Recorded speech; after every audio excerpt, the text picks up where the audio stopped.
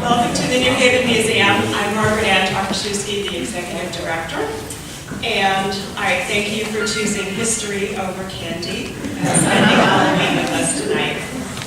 1 year ago, in the aftermath of Hurricane Sandy, we lost a historic tree on the New Haven Green.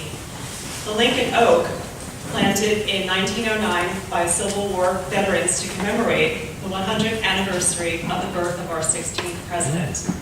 The story that unfolded in the wake of that tree fall, with the discovery of human skeletal remains, captivated an international audience.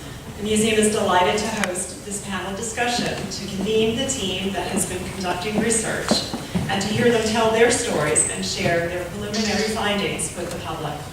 It gives me great pleasure to introduce you to the days of the Committee of the Proprietors of the Common and Undivided Lands of New Haven.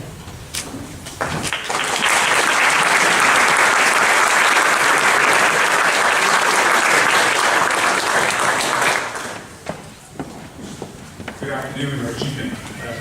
I want to thank Margaret Ann and her staff for making this possible and providing a total firmware because presenting you with some interesting discoveries with respect to the Lincoln Oak. Now, as you mentioned, I'm the chairman of the Committee of the Proprietors of the Common and Undivided Lands in New Haven.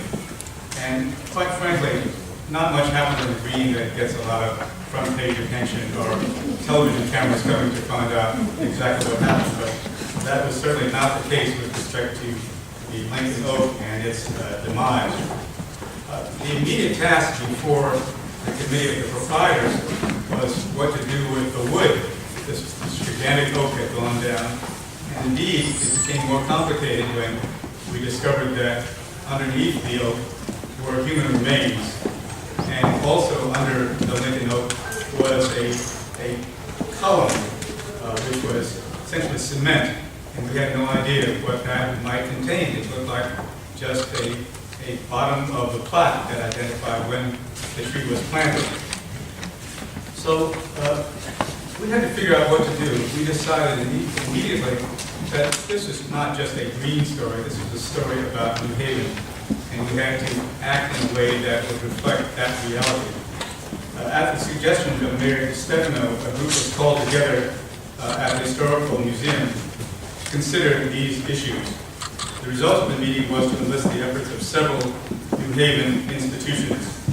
The City Parks Department, the State Archaeological Department, the New Haven Museum, the proprietors, Yale University, most specifically, its departments of anthropology and history. As I said, it was not just a green story, it was a New Haven story. Some weeks later, it became clear that beneath the plaque that marked the site of the open Lincoln Oak was a mysterious, as I said, cement cylinder.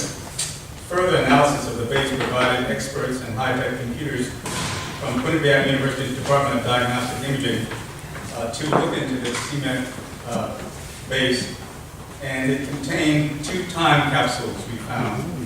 They proved to provide important historical objects and documents from as early as the Battle of Gettysburg.